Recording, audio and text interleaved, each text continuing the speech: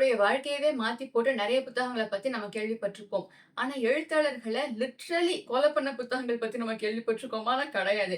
இந்த வீடியோல வந்து 5 எழுத்தாளர்கள் அவங்களுடைய வொர்க்ஸ்னாலே எப்படி அவங்க முடிவ தேடிக்கிட்டாங்க, அவங்களுடைய புத்தகங்கள் வந்து அவங்களுடைய நிஜ வாழ்க்கைய எந்த அளவுக்கு பிரதிபலிச்சிருக்கு, அதனால என்னென்ன பிரச்சனைகள்லாம் ஃபேஸ் பண்ணாங்க அப்படிங்கிறத பத்திலாம் பார்க்க போறோம்.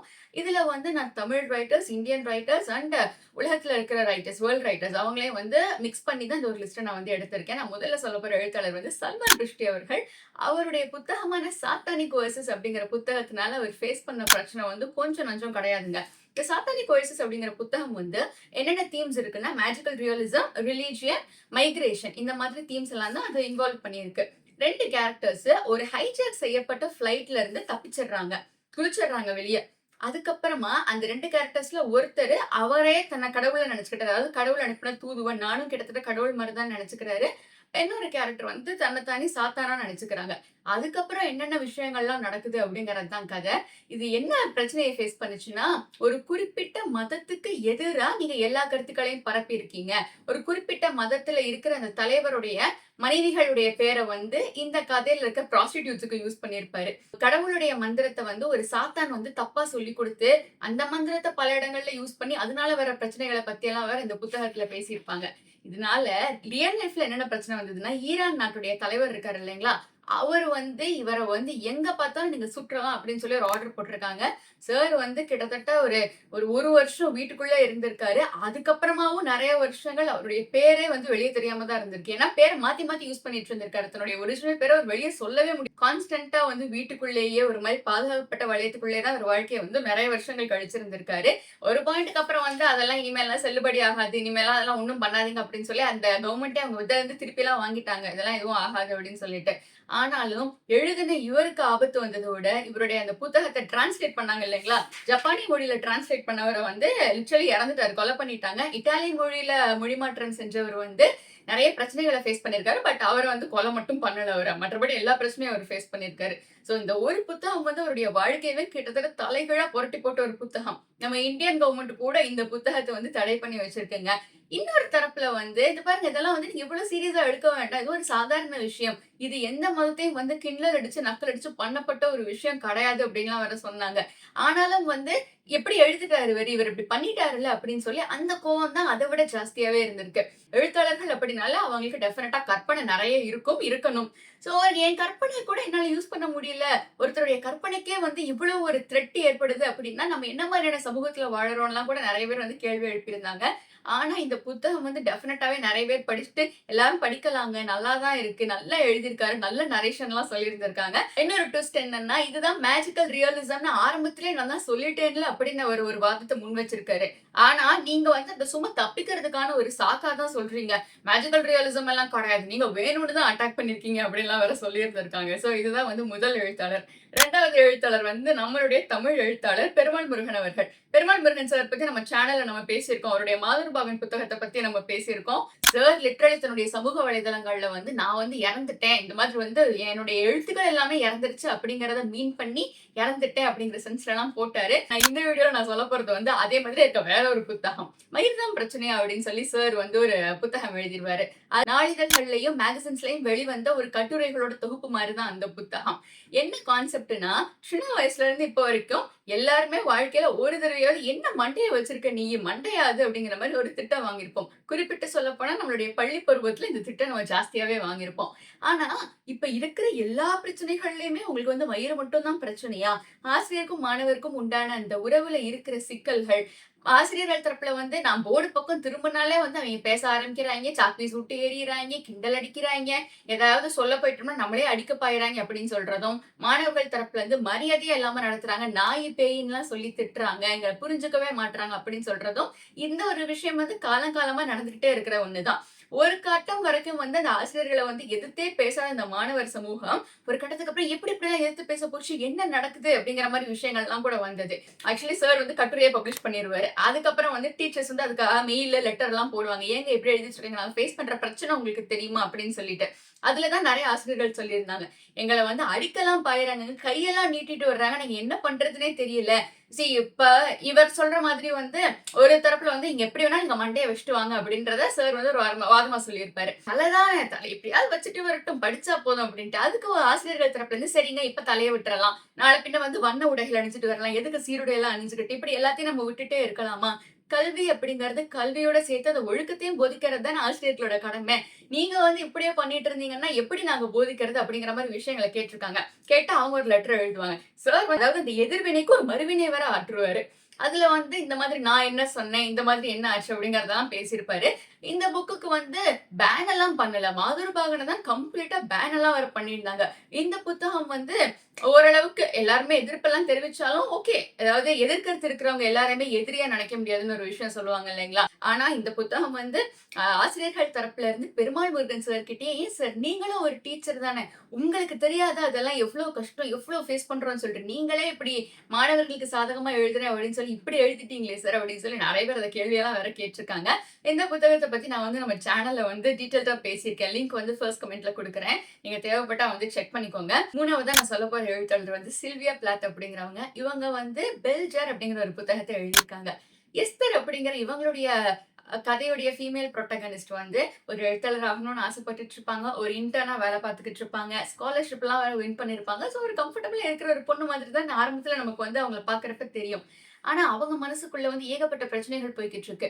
அவங்களால வந்து அந்த விமென் கூட வந்து கனெக்ட் பண்ணிக்கவே முடியல. விமென் வந்து அந்த காலகட்டத்துல women are expected to be ஒரு மாரி பொலைட்டா இருக்கணும், மாடஸ்ட்டா இருக்கணும், எதிர்த்து பேசக்கூடாது. இந்த மாதிரி விஷயங்கள்லாம் வந்து அவங்கள ரொம்பவே பாதிச்சிருக்கு.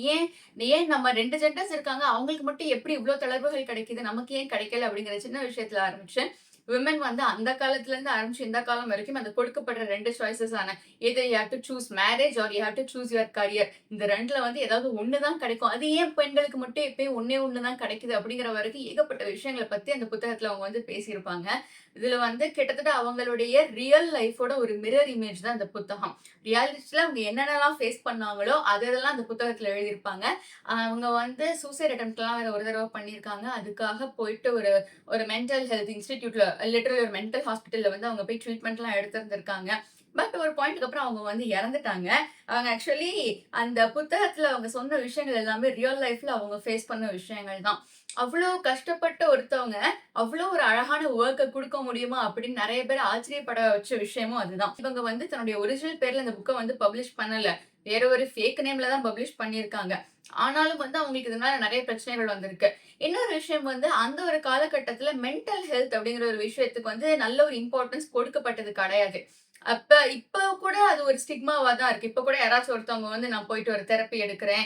இல்ல எனக்கு இந்த பிரச்சனை இருக்கு அப்படின்னு சொன்னாலும், உடனே வர விஷயம் வந்து எங்களுக்கெல்லாம் இல்லாத பிரச்சனையா? அந்த காலத்துல நாங்க அப்படின்னு சொல்லிட்டு, ரொம்ப ஒரு இன்சென்சிட்டிவ் ஹியூமன்ஸ் தான் இந்த காலத்துல வந்து ரொம்ப ஜாஸ்தி ஆயிட்டாங்க. ஆஃப் கோர்ஸ் சப்போர்ட் பண்ணி பேசுற நெறைய மனிதர்களும் இருக்காங்க. ஆனா ஒரு பெரிய ஸ்கேல்ல வச்சு பார்க்கிறப்ப, அத மதிக்காம பேசுற ஆளுங்க தான் இங்க ஜாஸ்தியா இருக்காங்க. இப்பவே இப்படிங்கிறப்ப, அந்த ஒரு காலகட்டத்துல யோசிச்சு பாருங்க. அத்தன வருஷங்களுக்கு முன்னாடி அப்படிங்கிறப்ப, அவங்களுக்கு ஒரு ப்ராப்பர் சப்போர்ட் இல்ல. என்ன பண்ணன்னு தெரியல. அப்பல்லாம் வந்து இந்த மென்டல் ஹெல்த்துக்கு ட்ரக்ஸ் எடுக்குறாங்க அப்படின்னா, ஒரு மாதிரி அவங்கள ஸ்டிக்மடைஸ் பண்றது, இது வந்துருச்சு பாரு பைத்தியம் அப்படின்னு சொல்றது, நெறைய ஃபேஸ் பண்ணியிருக்காங்க அவங்களும். ஆனா இந்த ஒரு புத்தகம் வந்து அந்த எழுத்தாளர லிட்ரலி அவங்கள வந்து கம்ப்ளீட்டா பிரேக் டவுன் பண்ண புத்தகம் தான். ஏன்னா மனசுல இருக்க எல்லாத்தையுமே வந்து அவங்க இதுல கொட்டி எழுதியிருப்பாங்க. நிச்சயம் வந்து அது வந்து எல்லாருமே வந்து படிக்க வேண்டிய ஒரு புத்தகம். ஒரு ட்ரிகர் வார்னிங் என்னன்னா, இதுல வந்து ஏகப்பட்ட அந்த ஒரு மென்டல் ஹெல்த்த பத்தின நெறைய தாட்ஸ் இருக்கு. ஸோ இப்போ இருக்கிறவங்கல நெறைய பேருக்கு வந்து மென்டல் ஹெல்த் ப்ராப்ளம்ஸ் இருக்கும். வெளிய சொல்லுவாங்க, சொல்ல மாட்டாங்க. நம்ம எல்லாருக்குமே அது இருக்கக்கூடிய ஒரு விஷயம் தான். ஸோ உங்களுக்கு அந்த மென்டல் ஹெல்த் ட்ரிகர்ஸ் எல்லாம் இருக்கு அப்டின்னா, நீங்க வந்து இந்த புத்தகத்த வந்து அவாய்ட் பண்ணிறது உசிதம். நான் 4வதா சொல்லப்போற எழுத்தாளர் வந்து பிரான்ஸ் கஃப்கா அவர்கள். ஒரு எழுத்தாளர் தன்னுடைய வொர்க்ஸ நீங்க வந்து டெஸ்ட்ராய் பண்ணிருங்க. என்னுடைய வொர்க்ஸ் வந்து இந்த உலகத்துக்கு வெளிய வரவே கூடாது அப்படின்னு சொல்லி ரெக்வெஸ்ட் பண்ணா எப்படி இருக்கும்? எழுதுறது அப்படிங்கிறது சாதாரணமான ஒரு விஷயம் கிடையாது. அதுக்கு பின்னாடி எவ்ளோ பெரிய ப்ராசஸ் போகும்னு அந்த எழுத்தாளர்களுக்கு மட்டும் தான் தெரியும். ஆனா இவரு வந்து என்னுடைய வொர்க்ஸ வந்து தயவு செய்து டெஸ்ட்ராய் பண்ணிருங்க அப்படின்னு சொல்லி பயங்கரமா ரெக்வெஸ்ட் எல்லாம் வச்சிருக்காரு இவரு ஃப்ரெண்டு கிட்ட, எடிட்டர் கிட்ட. ஆனாலும் வந்து அவங்க அந்த புத்தகங்கள வந்து வெளியிட்டிருக்காங்க. சாருடைய புத்தகங்கள்ல வந்து மெட்டமார்போசிஸ் அப்படிங்கிற ஒரு ஒரு அருமையான கதை இருக்கு. அது ஒரு பெரிய புத்தகம் எல்லாம் கிடையாது. ஒரு சின்ன கதை அவ்வளவுதான். கிரெகோர் சம்சா அப்படிங்கிற ஒரு டிராவலிங் சேல்ஸ்மேன் வந்து ஒரு நாள் காலைல திடீர்னு எந்திரிச்சு பார்க்கிறப்ப ரூமே அடைக்கிற அளவுக்கு ஒரு வினோத பூச்சியா மாறிடுறாரு. ஆனா அது என்ன பூச்சி அப்படிங்கிறது இந்த புத்தகத்துல கடைசி வரைக்கும் சொல்லப்படவே இல்ல. வீட்ல ஸ்மெல் வர ஆரம்பிக்குது. பேரண்ட்ஸே வந்து பார்த்து ஐயய்ய என்னது இது அப்படின்ட்டு போறாங்க. அவர் கம்பெனில இருந்து வந்து என்ன வேலைக்கு வர மாட்டானா அப்படின்லாம் கேட்டு போறாங்க. சோ அவர் ஏன் மாறினாரு அப்படிங்கறத கடைசி வரைக்கும் இந்த புத்தகத்துல சொல்லியிருக்கவே மாட்டாங்க. ஆக்சுவலி இது ஸ்பாய்லர்லாம் கிடையாது. இது வந்து நிறைய பேருக்கு தெரிஞ்சிருக்கும். அவர் ஏன் மாறினாரு அப்படின்றத சொல்லியிருக்க மாட்டாங்க. அந்த ப்ராசஸ பத்தி தான் சொல்லியிருப்பாங்க. நம்ம வந்து நம்மள நமக்காக ஒருத்தவங்க மதிக்கிறாங்களா அப்படிங்கிறது எல்லாருக்குமே இருக்கக்கூடிய ஒரு கேள்விதான். என்னைய மதிக்கிறாங்க சரி. என்னைய வந்து நான் இன்ன பண்றேன் அப்படிங்கிறதுக்காக என்ன மதிக்கிறாங்க. இன்ன வேலை பார்க்கிறேன் மதிக்கிறாங்க. இன்ன காசு கொண்டுட்டு வரேன் அதனால மதிக்கிறாங்க. பட் நம்மள நமக்காக யார் இருக்கா அப்படின்னு சொல்லிட்டு இந்த காலத்துல அதுவும் வந்து ஜாஸ்தியா அடல்ட்ஸ் வந்து யோசிக்கிற ஒரு விஷயம் தான் அது. அப்படிப்பட்ட விஷயங்களெல்லாம் அந்த புத்தகத்துல பயங்கரமா எக்ஸ்ப்ளோர் பண்ணியிருப்பாங்க. அந்த புத்தகத்துல இருந்து அவருக்கு ஒரு சிஸ்டர் வேற இருப்பாங்க. சோ ஒரு பாயிண்ட்க்கு அப்புறம் இவர் கூட வந்து ஒரு மாரி செட் ஆக ஆரம்பிச்சு, சரி அப்படி நம்ம வாழ்வோம் அப்படின்னு சொல்லி ஒரு மாரி அட்ஜஸ்ட் எல்லாம் பண்ணிட்டு, அதுக்கப்புறமா இவர் கேரக்டர் வந்து ஒரு கட்டத்துல இல்லாம போயிரும். அதுக்கப்புறம் தான் வந்து, ஓ! வீட்ல இந்த பொண்ணு இருக்குல்ல, இந்த பொண்ணு அதாவது அந்த வீட்ல வந்து அதுக்கப்புறம் ஒரு புது லைட் வர ஆரம்பிக்கும். இந்த இந்த பொண்ண பார்க்கலாம் நம்ம இனிமே இது பண்ணலாம் அப்படின்னு சொல்லிட்டு சில விஷயங்கள்லாம் பேச ஆரம்பிப்பாங்க. சோ மனித மனம் அப்படிங்கிறது என்னது? இந்த மனிதர்களுடைய வாழ்க்கையுடைய அர்த்தம் அப்படிங்கிறது என்னதுன்னு ஏகப்பட்ட விஷயங்கள எக்ஸ்ப்ளோர் பண்ற புத்தகம் தான் அது. இந்த ட்ரையல் அப்படிங்கிற புத்தகத்திலயுமே வந்து அந்த ஒருத்தர வந்து நான் என்ன தப்பு பண்ணேன் அப்படிங்கிறத வந்து இந்த ஆரம்பத்துல இருந்து கடைசி வரைக்கும் ஒரு இதுல கேட்டுட்டே இருப்பாங்க. என்ன தப்பு பண்ணி ஏன் நீ இப்படி பண்ற? அதுக்கான பதில் வந்து கடைசி வரைக்கும் இருக்கவே இருக்காது. அந்த மாதிரியான கொஞ்சம் டார்க்கான அந்த காலத்த பொறுத்தவரைக்கும் ரொம்பவே யோசிக்க வைக்கிற தீம்ஸ் எல்லாம் சார் வந்து எழுதியிருப்பாரு. பிரான்ஸ் கஃப்கா அவர்கள பத்தி ஒரு வேர்டும் யூஸ் பண்ணியிருப்பாங்க. காஃப்காஎஸ்க் அப்படிங்கிற ஒரு வார்த்தைய யூஸ் பண்ணியிருப்பாங்க. இந்த லிட்டரேச்சர் ஸ்டூடண்ட்ஸ்க்குலாம் அந்த டெர்மினாலஜி நல்லா தெரிஞ்சிருக்கும். ஏன்னா அவருடைய வொர்க்ஸ் வந்து அந்த அளவுக்கு புகழ்பெற்ற புத்தகங்கள். அவருடைய சில வொர்க்ஸ வந்து டெஸ்ட்ராய் எல்லாம் பண்ணிட்டாங்கன்னு வேற சொன்னாங்க. சோ அது வந்து கேட்கிறப்பவே எல்லாருக்குமே ரொம்ப கஷ்டமா இருக்கும். என்னது டெஸ்ட்ராய் பண்ணிட்டீங்களா? ஐயோ! ஏன்? ஏன் இப்படி பண்ணீங்க? ஏன்னா, அவரு எந்த அளவு ஒரு மென்டல் ஹெல்த் அவருக்கு கெட்டு போய், பிசிக்கல் ஹெல்த் ஒருத்தருக்கு கெட்டு போய் இருந்தா, நீ எழுதுனத அழிச்சுருன்னு சொல்லுவாங்க. ஏன்னா, அவரே வந்து ஸ்ட்ராங்கா கிரிட்டிசைஸ் பண்ணிட்டே இருப்பாராம். செல்ஃபா கிரிட்டிசைஸ் பண்ணிக்குவாங்களா? ஐயோ! அது வேண்டாம். அது ஒரு பெரிய தப்பான விஷயம். அது வேண்டாம். ஆனா, அவர் வந்து பண்ணது எல்லாமே நல்ல நல்ல விஷயங்கள் தான். எதுவுமே வந்து தப்பு, கெட்டது அப்படின்றது கிடையாது. நம்ம இன்னொரு சைட்ல ஒரு லேமனோட பெர்ஸ்பெக்டிவ்ல பார்க்கிறப்ப, ஏய் என்னென்னமோலாம் இருக்குடா. என்னென்னமோ விஷயங்கள வந்து காலத்துல வந்து பார்க்குறோம். ஒரு ரீல்ஸ் எடுத்தாலும் நம்ம என்னென்னமோ விஷயங்கள பார்க்குறோம், வைக்கிறோம். அப்படியெல்லாம் கூட 1000 விஷயங்கள நம்ம கன்சியூம் பண்ண ஆரம்பிச்சுட்டோம். பட் ஒரு ப்ராப்பரா அவ்ளோ கஷ்டப்பட்டு ஒரு நல்ல டெர்மினாலஜி, ஃப்ரேசஸ் எல்லாம் யூஸ் பண்ணி நல்ல நரேஷன் பண்ண ஒருத்தர் வந்து என் புத்தகத்த வந்து உலகத்துக்கு கொண்டுட்டு வராதீங்க. எனக்கு அசிங்கமா இருக்கும்னு சொன்னா, அது வந்து ரொம்ப ஒரு மோசமான ஒரு விஷயம் தான் அது. அவர் என்ன விஷயத்த நினைச்சத அழிக்க சொன்னாரா என்னன்னு நமக்கு அவர் மனசுல என்ன இருந்திருக்குன்னு நமக்கு இன்னும் தெளிவா தெரியாது.